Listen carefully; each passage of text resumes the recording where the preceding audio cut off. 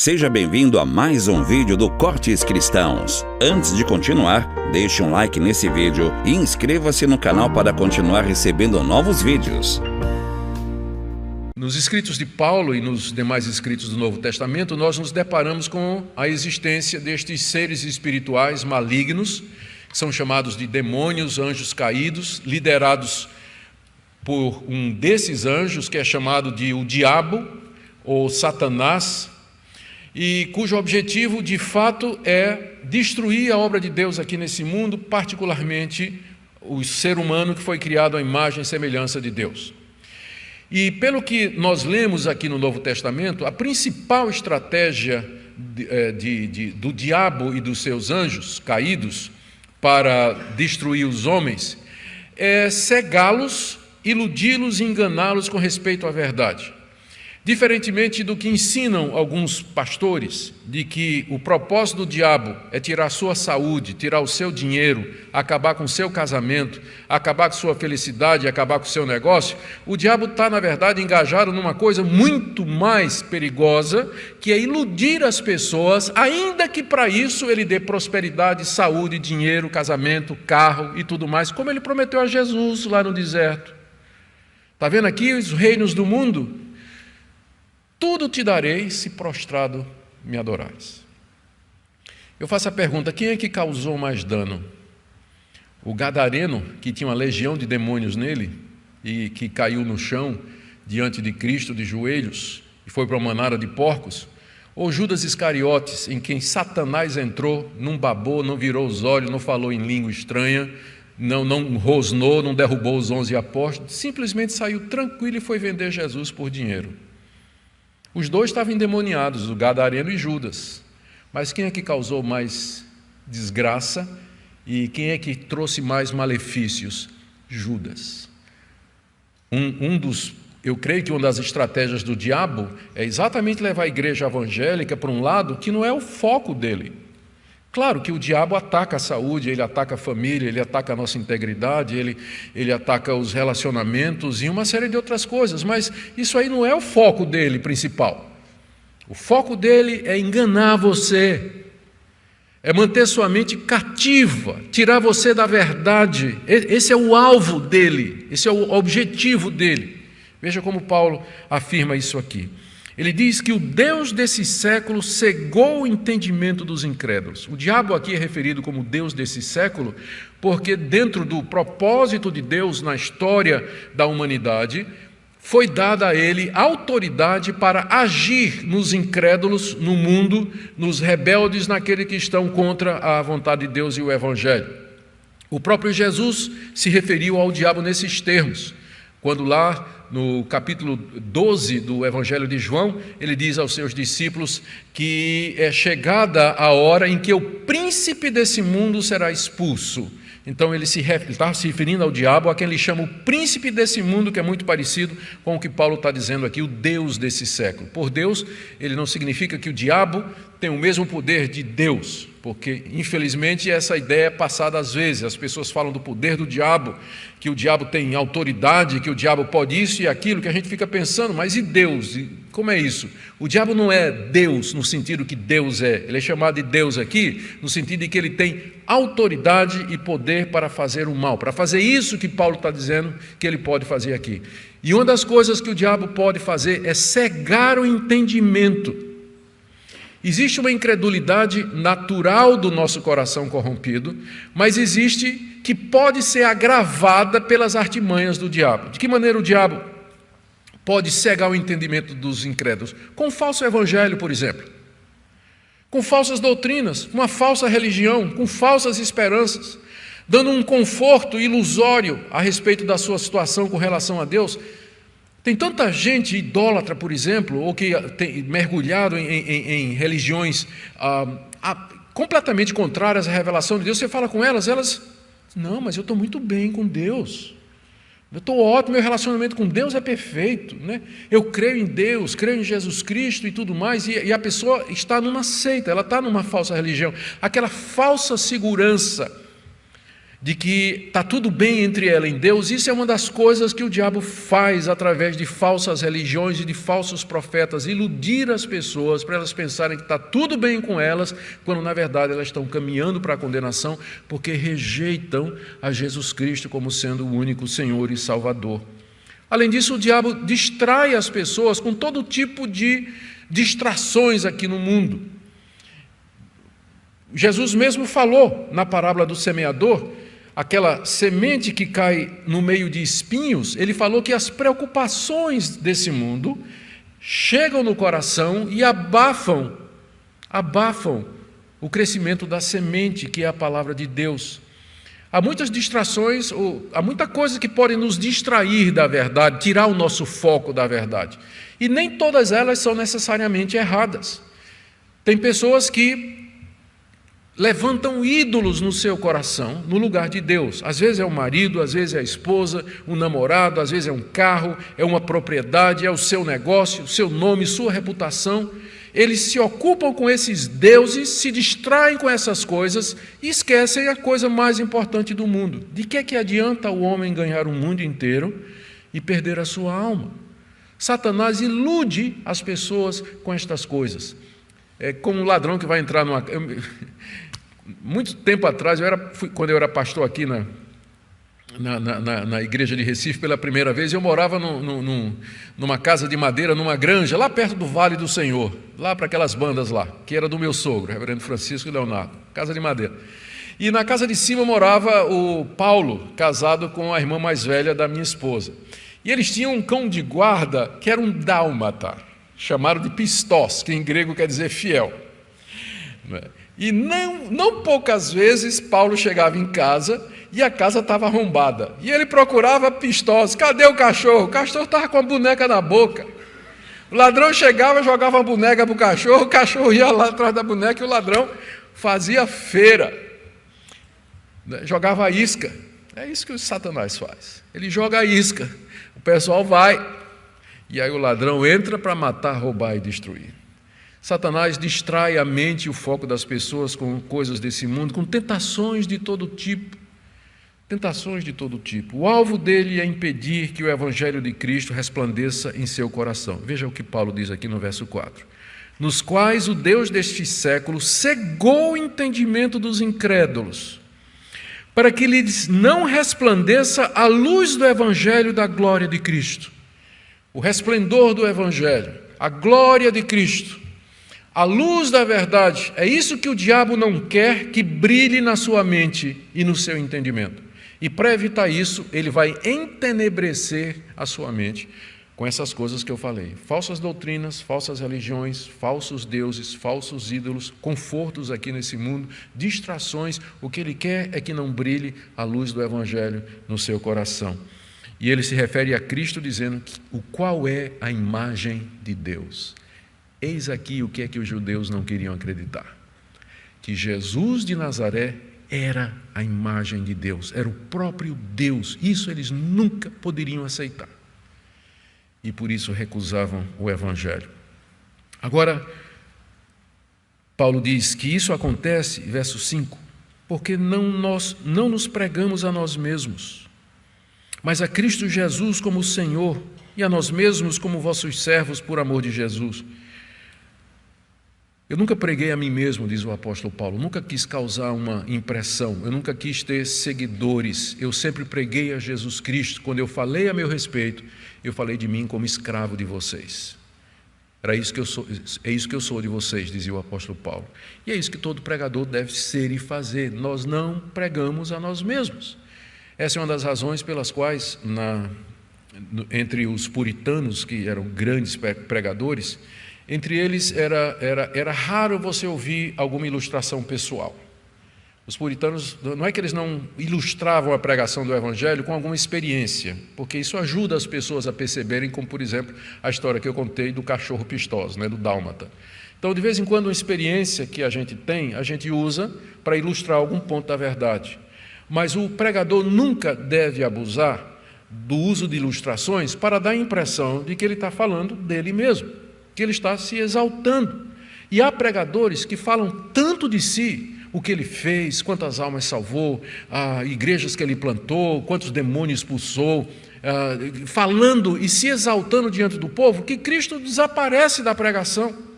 Cristo desaparece da pregação.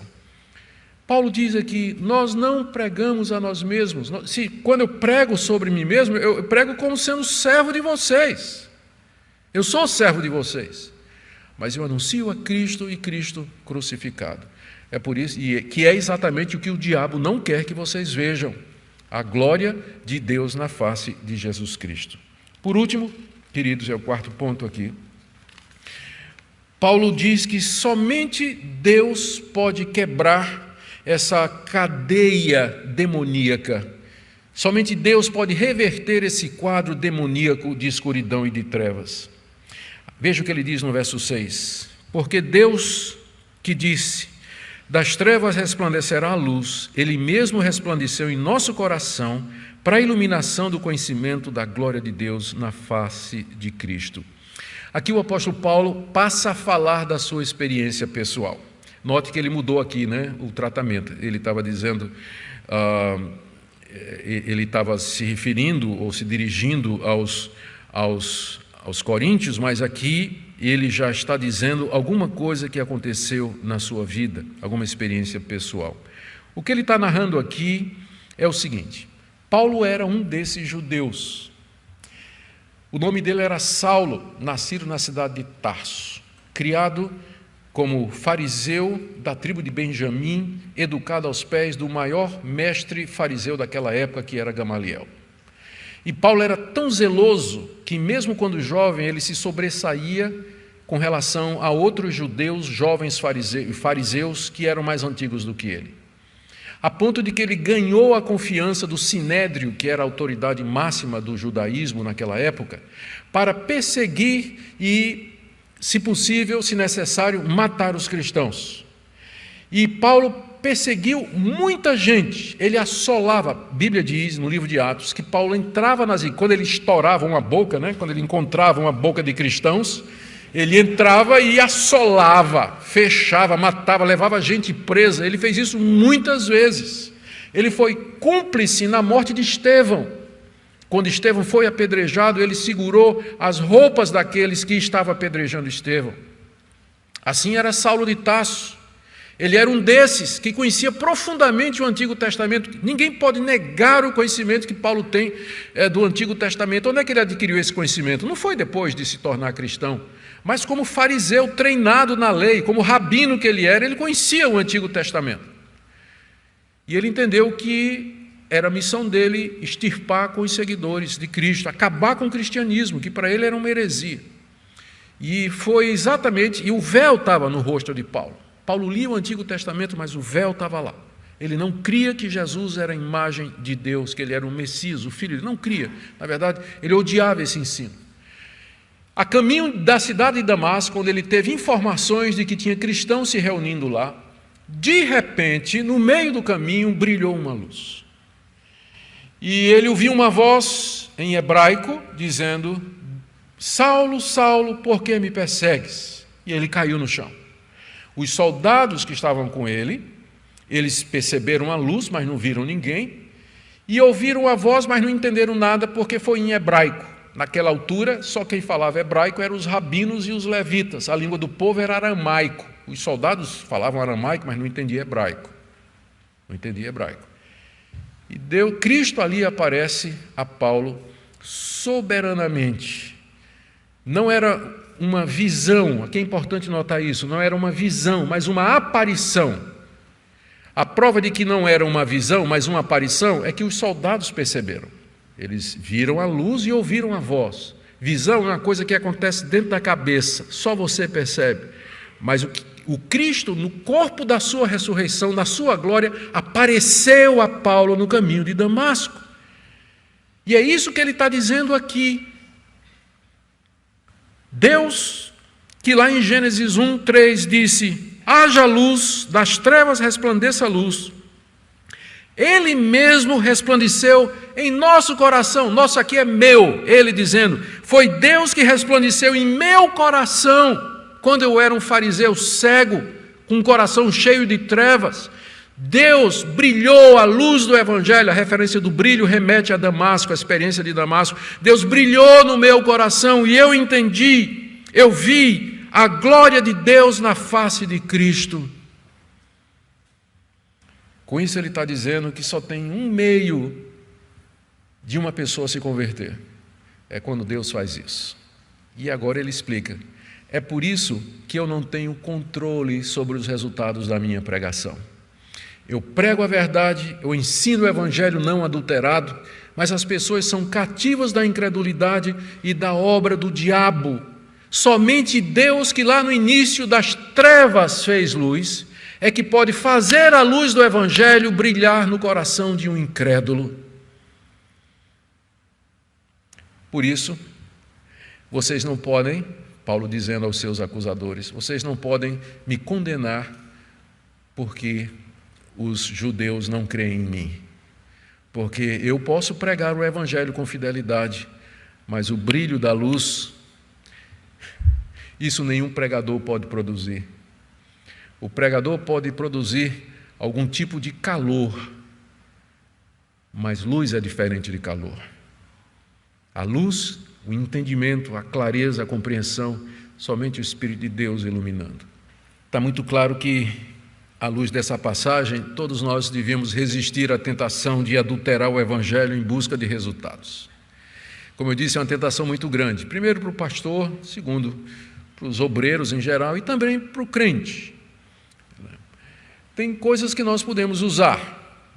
Tem estratégias que nós podemos estabelecer para fazer com que o Evangelho chegue na sua pureza até o descrente, mas tem métodos, e tem estratégias, e tem esquemas que eles não se adequam à pregação do Evangelho e acabam se tornando ou um fim em si mesmos, ou eles prejudicam o Evangelho. Eu vou usar uma ilustração aqui, que eu vou pedir permissão para ninguém ficar, porque todo mundo diz assim, qualquer coisa para pregar o Evangelho. E até usa errado um texto de Filipenses, quando Paulo diz assim, que eu fico feliz porque de um jeito ou de outro Cristo está sendo pregado. Um dia eu vou fazer uma explicação aqui desse texto. Na verdade, eu tenho já textos aí nas redes sociais, se quiser procurar a interpretação desse texto, para ver como ele é mal usado. O pessoal diz assim, desde que Cristo seja pregado, então vale qualquer coisa. Não vale qualquer coisa, não. Você serviria sopa num pinico? Bem lavadinho, aqueles branquinhos, bem lavadinho, tá? Vem um visitante na sua casa, tá limpinho, novinho, você tirou da caixa, né, ali, e você bota a sopa e serve lá, faz isso? Por que não? Por causa da associação, entendeu? Ainda que seja limpinho, por causa da associação. Então, nem todo tipo de música serve, nem todo tipo de estratégia serve, nem todo tipo de ambiente de culto serve, porque tem a associação que prejudica o conteúdo. Prejudica o conteúdo. Então, a gente tem que resistir ao modismo, que, na verdade, pode atrair muita gente. O problema com essas igrejas é que vão atrair um número muito grande de pessoas, mas elas passam de moda. Passam de moda. Estive pregando pouco tempo em Belo Horizonte, lá na Batista da Lagoinha. E aí um pessoal, muito amigo meu lá, bem reformado lá dentro, né? Sofrendo lá, firme, então lá, servindo ao Senhor. Eles me apresentaram, passamos, quando ia para o culto, eles foram me buscar no hotel, passaram por uma rua lá, e disseram, pastor, e tinha lá uma construção que não tinha nada não parecia como igreja, não tem que parecer, não é? Mas estava lá o negócio todo preto, com as luzes violetas, parecia mais, na verdade, uma boate. Sério, pastor, o senhor está vendo alguém aqui na frente? Né? E era um domingo à noite. E disse, não estou vendo não. Pastor, alguns meses atrás, não dava para passar na rua. Cheio de carro, cheio de gente, era o point dos evangélicos aqui. E depois de um ano, no auge do sucesso, a coisa foi passando. Hoje eles têm 10 gatos pingados aqui. Igrejas da moda, que atraem consumidores, mas não discípulos e adoradores de Jesus Cristo. Então resistamos à tentação de adulterar o Evangelho em busca de resultados. Segundo, na mesma linha, sejamos fiéis àquilo que Deus revelou. O Evangelho nos é dado na sua pureza nas Escrituras. A nossa tarefa é conhecer as Escrituras, ensinar as Escrituras e pedir que Deus use a manifestação da verdade para esclarecer o entendimento dos incrédulos. Essa é a tarefa da igreja, não outra. É para isso que a igreja existe. Tudo mais ONGs podem fazer, mas não tem ONG nenhuma que possa fazer isso aqui. Só quem pode fazer isso é a igreja de Cristo, conhecer a verdade e transmiti-la. Não é que a gente não pode cuidar dos pobres, dos necessitados, entrar na questão política, econômica, opinar sobre todas essas questões aí que preocupam a opinião pública. Claro que nós podemos fazer isso, mas não é essa a nossa tarefa principal. A tarefa principal é ajudar essas pessoas que estão cegas pelo diabo e caminhando para a condenação. E por fim, lembremos do grande milagre que é a conversão. Quando Paulo falou do que aconteceu com ele, que Deus brilhou no coração dele, ele fez referência ao primeiro milagre que nos é dito no livro de Gênesis, no primeiro ato miraculoso de Deus. No princípio criou Deus os céus e a terra era sem forma e vazia. E disse Deus, haja luz, e das trevas a luz surgiu. Que milagre extraordinário, o poder de Deus que das trevas chamou luz. Paulo compara a conversão a um milagre desses. Ao milagre desse. Não há um milagre maior do que a iluminação do coração de um incrédulo pelo Evangelho. Eu sei que hoje nós vivemos numa época que todo mundo quer ver milagre. Então, se uma pessoa